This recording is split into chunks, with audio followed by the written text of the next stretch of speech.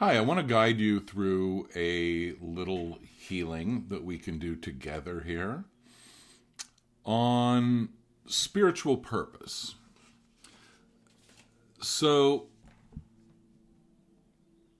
I've gone through a certain intuitive process. I won't go into details on how I came up with these things. That's a little too much to explain, but I've gone through and gotten some themes that I put together for a healing. And I want you to imagine that if you're tuning into this, this is something that you might be able to use.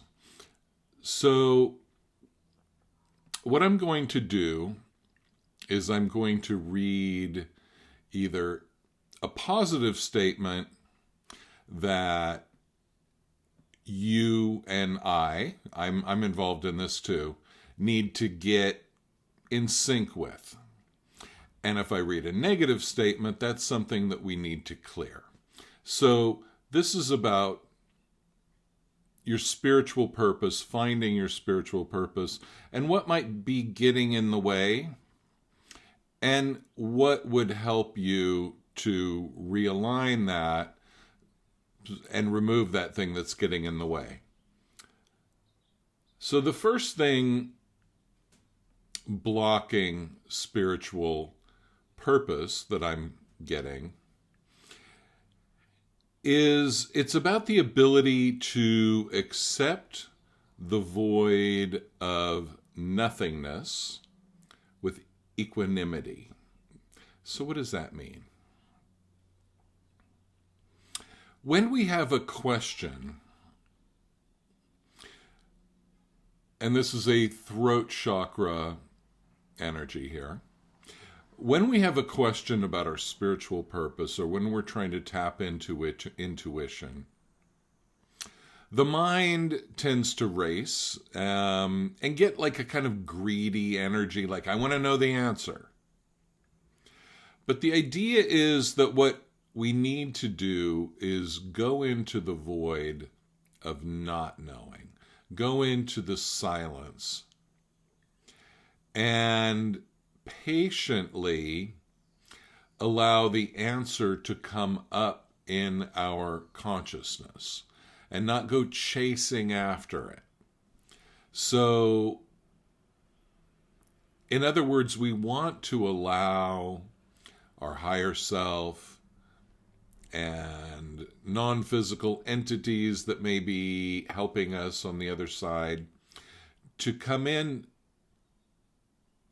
to our silence. And we need to have some silence for that. And we need to not be sitting there in silence saying, what if it doesn't work? What if I don't get any answers? Because that's not silence. That's just neurotic thinking. And what underlies this inability to accept the void of nothingness with equanimity is avoiding feeling. When you sit in silence, feelings are going to come up. When you're not in silence, feelings are coming up, but you just might not notice them as much then. So, what you need to realize is that the feelings that come up are either going to be authentic, meaning they're going to be like a message, or they are going to be kind of inauthentic, neurotic, fear-based, lack-based, or something like that. So the energy that you want to be in sync with here is that you stay in the void rather than going into action. You wait for it. You become more patient. You trust that the universe has your back. And you allow the message to come through. You stay in the void rather than going into action. And then what's coming up is that a lot of times what we do is a lot of us have fears of rejection, fears of being judged, fears of being weird. Newsflash, everybody's weird. And if you think you're not, you're probably just trying to be a conformist. And which means that you're not even being anything. You're just, you're being a liar. You're being a people pleaser. And the thing is, a lot of times we are afraid that what is going to come at us from another person is going to be negative. It's going to reinforce our negative self-image. So we're afraid of what people are going to say. We cut off emotionally because we're afraid of the feelings that might come at us from another person. We're afraid of dealing with certain feelings that could even be positive feelings that are unwanted. And so we cut off. We stay in this perpetual state of needing to do something, solve something, rather than allowing the illumination to come in and the spiritual purpose to be made clear by our higher self, rather than the mind that wants to figure it out. Now, the solution to all of this is being in awe of the mystery of life. When we're in awe, for example, when you are sitting in the silence, in the void, awaiting illumination, awaiting instruction, intuitive guidance, whatever you want to call it. You can either be in this neurotic thing of, is it going to happen? Am I going to like the answer? And all of that. Or you can be in awe of the mystery of life. You can be in the not knowing, in what Zen would call the beginner's mind. Sitting there in awe of the mystery, open to whatever comes in, and therefore the purpose and the nature of ourselves becomes very clear. So let me go through it again. What we want to do in terms of finding spiritual purpose, and what is coming up as something we're not doing that we need to move into phase with, is accepting the void of nothingness with equanimity and ceasing to avoid feeling, allowing feeling, knowing that intuition has feeling as a major component. So if we aren't able to look at whatever feelings come up, we're going to miss certain intuitions. And then we also don't want to take it to the point where we stay in the void forever and not go into action. So we get our marching orders and we march. We don't stay frozen. And the reason that you might stay frozen with in your not enacting your spiritual purpose is you're scared of the reaction of others. The solution to the whole thing: remain in awe of the mysteries of the universe. So now, let's go through it in a more practical way. Third time's a charm here. And so I'm going to imagine I'm speaking to a certain person. I've had, a few thousand clients in the last 20 years, so some of these patterns are known to me. So let's say you feel spiritual. You feel like you have a spiritual purpose. Your mind races, you're confused, and you work your way up into a nervous state where you are insecure, you have fear, you are confused about your life purpose, but you know there is one, but that even kind of makes it worse because you can't figure out what it is.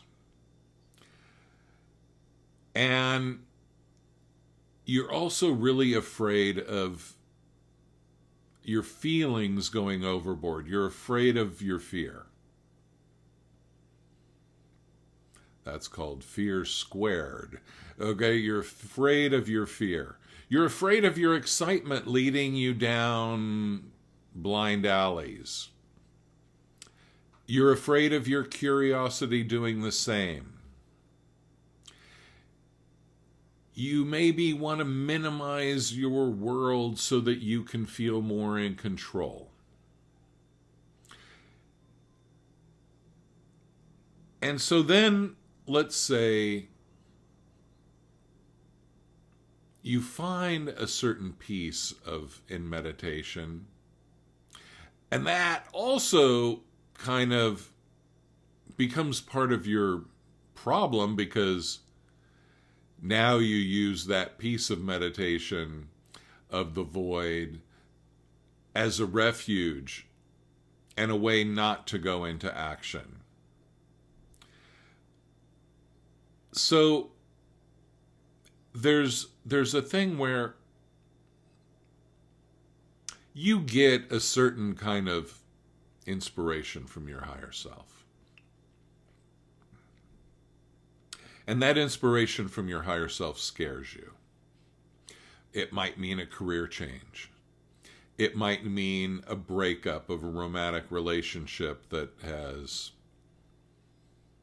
outlasted its time. And so you become filled with spirit, with your guidance. But now you stay in this void and you don't take action. So now you get a buildup of more crap in your brain and more emotions that you don't process. Because in the end, you're afraid of what people are going to think. You're afraid of rejection. And the solution to all of that, now there are practical solutions. There are ways that I help my clients explain things to the muggles in their life.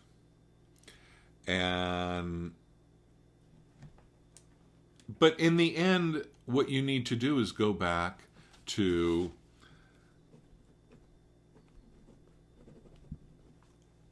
that feeling of awe, of the mystery, of the not knowing.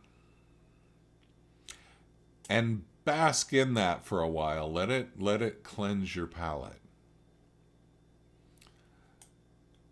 And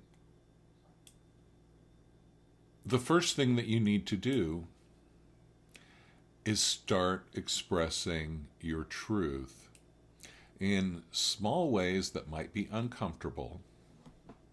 And when you express that truth, stay in the awe, but don't try to convince the other person. Just tell them about it. Tell them about it in the way where you're not seeking their approval. You're just sharing something with a friend. And don't be too connected to their reaction.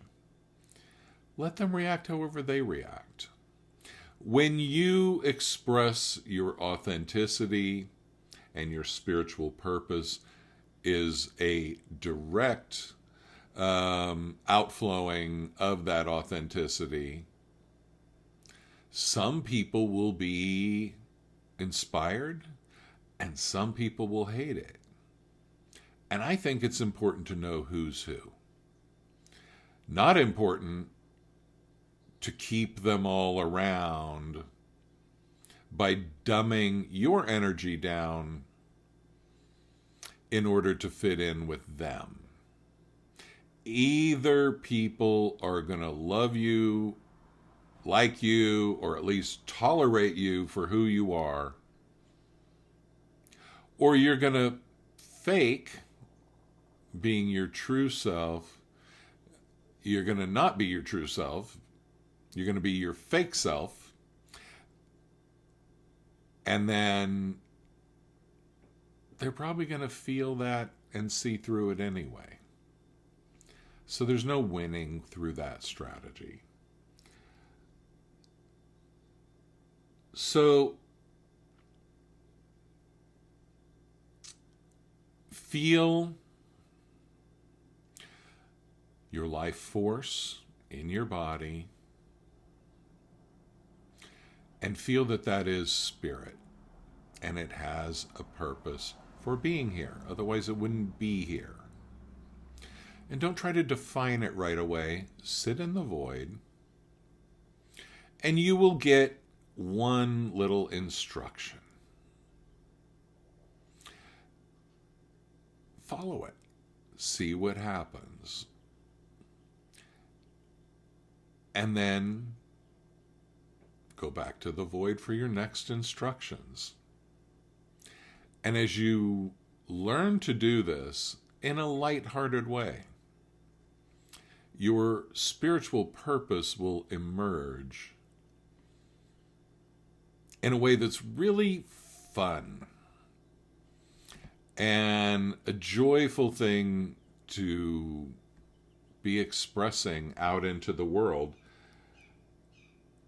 And you will not only be in awe at the mysteries of life, but you'll be in awe at the mysteries of your true self. And that is self-love, which is also very necessary if you're going to go out and express your spiritual purpose into the world. Good luck with that. Thanks for watching.